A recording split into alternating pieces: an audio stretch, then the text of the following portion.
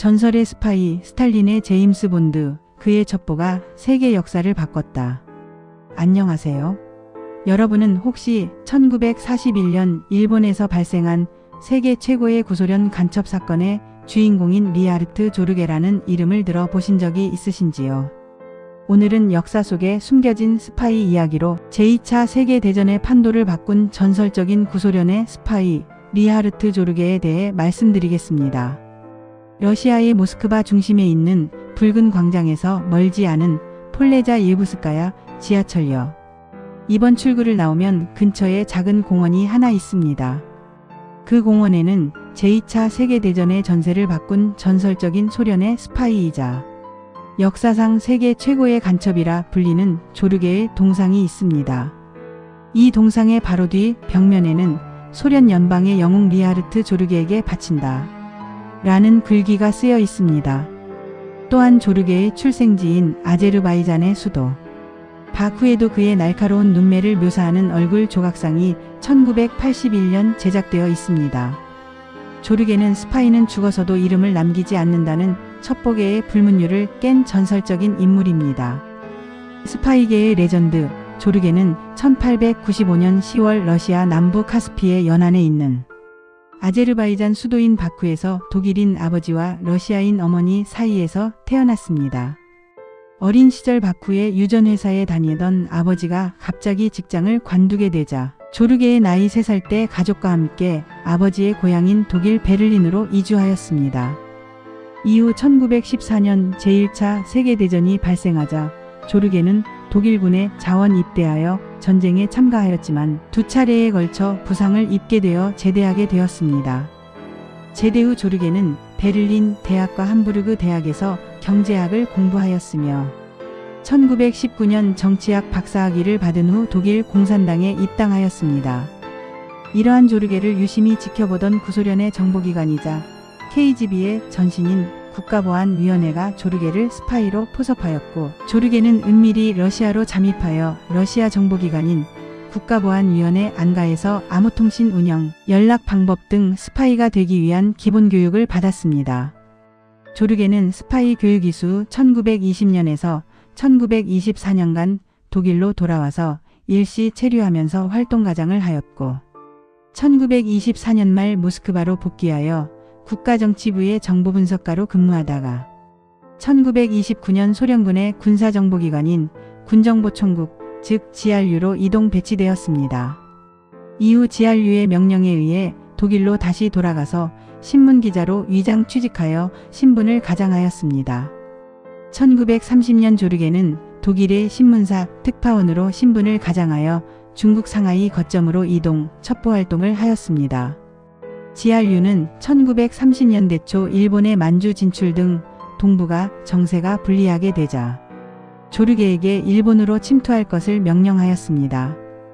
이에 따라 조르게는 1932년 독일로 귀국하여 나치로 위장하고 농업신문사인 프랑크푸르트 짜이퉁사에 입사하였으며 1933년 9월 독일 특파원으로 가장하여 일본에 침투하였습니다. 일본으로 출국 전 짜이퉁 신문사 편집국장은 일본 주재 독일 대사관의 무관인 노이겐 오트 대령에게 소개 편지를 써주었습니다. 가장 중요한 정보 출처였던 오트 대령은 5년 뒤 일본 주재 독일 대사로 영전하였으며 조르게는 오트 독일 대사의 고문으로 활동하였습니다. 또한 일본에서 조르게는 중국에서 만난 오자키 호치미 아사히 신문 기자를 포섭하는 등 왕성한 첩보활동을 수행하였습니다. 이 시기에 조르게는 독일인으로 완벽하게 위장하기 위해 러시아어를 사용하지 않았다고 합니다. 특히 조르게는 1941년 제2차 세계대전 시 소련이 독일과의 전쟁을 승리로 이끌게 하는데 결정적으로 기여하였습니다. 코드네임 람세이, 즉 조르게는 1941년 7월 호치미 등 일본 내 고급 천망으로부터 입수한 일본군이 여름 군복을 만들고 있다. 일본군은 석유자원 확보를 위해 남방과 미국으로 향하기 때문에 극동지역으로 북진하지 않는다는 어전회의에서 논의된 군사기밀 첩보를 스탈린에게 보고하였습니다. 이에 스탈린은 극동군을 이동시켜 모스크바, 방어 전투에 투입하여 히틀러의 태풍작전, 즉 모스크바 공방전을 격퇴하였습니다. 이로 인해 소련은 제2차 세계대전의 승리를 거두었으며 조르게의 첩보보고는 세계사의 흐름을 바꾸었습니다. 그러나 1941년 10월 18일 조르게는 스파이 활동이 발각되어 일본의 방첩기관인 특별고등경찰에 의해 도쿄 긴자에서 체포되었습니다. 조르게의 잦은 첩보보고로 무전 통신량이 급격히 늘어남에 따라 일본 방첩기관에 덜미가 잡혔고 그의 첩보원이었던 오자키 호츠미가 먼저 체포되었습니다. 이에 따라 조르게는 8년 동안 일본에서 첩보활동을 마감하였습니다. 일본 특별고등경찰에서 조사 시 조르게는 나는 제1차 세계대전 동안에 아버지의 조국인 독일을 위해 목숨 바쳐 싸웠고 내 어머니의 조국 소련을 더 사랑하기 때문에 일말의 후회도 없다고 말하였습니다. 소련의 프로스파이 조르게는 1944년 11월 7일 일본 스가모 형무소에서 형장의 이슬로 사라졌습니다. 당시 소련 당국은 조르게의 존재 자체를 부정하였습니다. 조르게가 체포되면서 일본 내 연루자 19명이 동시에 체포되었습니다. 이 가운데 그의 첩보원이었던 오자키 호츠미도 함께 처형되었습니다. 처형 후 조르게는 스가모 형무소 내에 묻혔으나 후에 16세 연하의 일본인 부인 이시이 하나코가 도쿄 인근의 타마 공동묘지로 이장하였습니다. 이 사건은 1941년 10월 일본 전체를 떠들썩하게 만들었으며 프랑스의 일간신문인 르 피가로지는 조르게를 스탈린의 제임스 본드라고 높이 평가하였습니다. 조르게는 구소련 연방의 스파이, 즉 언더커버인 흑색 간첩입니다. 1941년 조르게는 일본 방첩 당국에 체포된 후에도 소련 정보기관과의 연계를 스스로 부인하였으며 소련도 자국의 공작원임을 인정하지 않았습니다. 이것은 예나 지금이나 공작의 세계, 아니 스파이 세계의 일반적인 룰입니다. 그러나 스탈린 사후에 구소련의 서기장이었던 후르시초프는 1964년 조르게가 자국의 공작원임을 인정하였고 소비에트 연방 영웅 칭호를 수여하였습니다. 이후 일본에 부임하는 소련 대사들은 해마다 전승기념일인 5월 9일에 그의 묘소를 참배하는 것이 관례였습니다. 그리고 소련 정부는 조르게를 기리기 위해 주일 러시아 대사관 부지 안에 러시아 학교를 세우고 그 이름을 소련의 영웅 조르게 학교라고 명명하였습니다. 또한 소련은 죽을 때까지 조르게의 묘지를 지킨 일본인 부인 하나코에게도 연금을 지급하였습니다. 조르게의 일본인 부인 하나코는 2000년까지 조르게의 묘소를 지켰습니다. 이 밖에도 소련 정부는 그의 이름을 기리기 위해 모스크바 지하철역 중에 하나를 조르게 역으로, 모스크바 거리 중에 하나를 조르게 거리로 명명하였습니다. 조르게가 얼마나 위대한 인물인지 후에 북한의 대남공작기관에서도 공작원들을 교육시킬 때 조르게를 롤 모델로 삼았다고 합니다. 또한 북한의 인민공화국 영웅 1호이자 대남 간첩의 귀재로 김구를 사로잡은 황해도 평산 출신의 성시백은 소련의 전설적인 간첩 조르게를 능가한다는 평가를 받았다고 합니다. 다음의 내용은 2021년 12월 12일 국내 언론에 게재된 조르게 관련 기사입니다. 완벽한 스파이 조르게와 배은망덕한 스탈린 제하로 게재된 내용 중 일부입니다.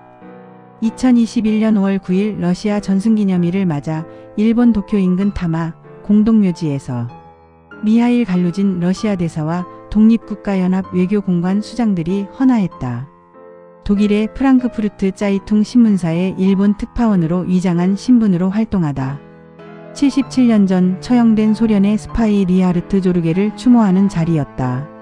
1941년 9월 14일 조르게가 일본은 소련을 공격하지 않는다. 일본은 자원 확보를 위해 만주의 병력을 남방으로 이동시킨다는 첩보를 모스크바로 날렸다. 독일 침공의 고전을 면치 못하고 있던 스탈린에겐 이보다 더 좋은 첩보는 있을 수 없었다.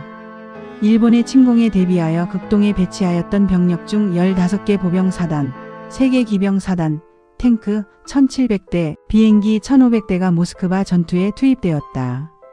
이의 결과로 소련군이 독일군을 패퇴시키기 시작했다. 이후 독일군의 상승 신화가 무너졌다. 조르게의 첩보 한 건이 패망 직전 소련을 구했다.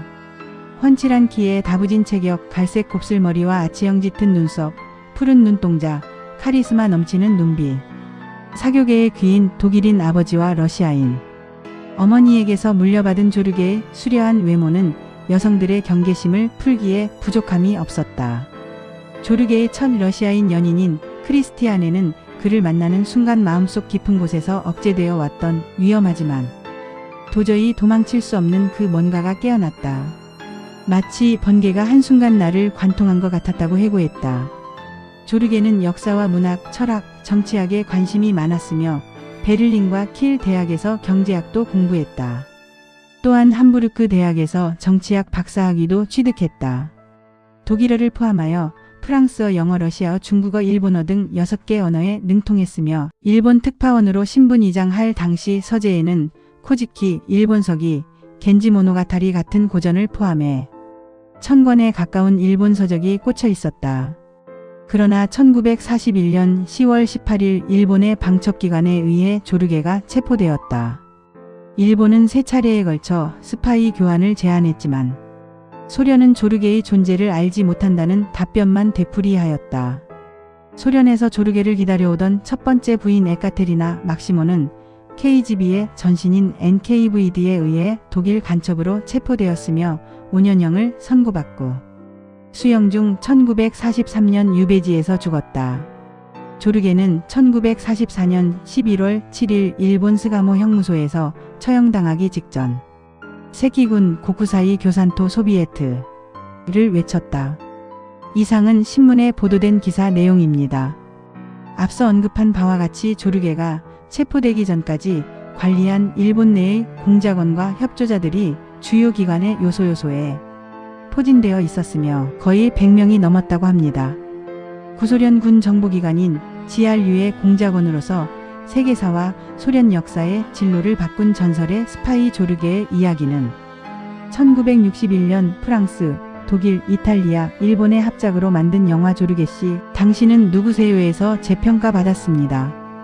그리고 2003년 일본에서도 그의 일생을 다룬 스파이 조르게라는 영화를 제작하였습니다. 끝으로 흔히 국가정보활동, 즉 비밀공작 활동은 보이지 않는 손으로 표현되고 있습니다. 국가가 위급할 때에는 공작원은 보이지 않은 전선에서 국가의 명운을 걸고 공작활동을 수행합니다. 이러한 공작활동으로 수집한 고급 첩보와 정보는 국가의 운명을 결정지으며 전쟁의 승패를 좌지우지할 수 있음을 오늘을 살아가는 우리는 명심하여야 합니다.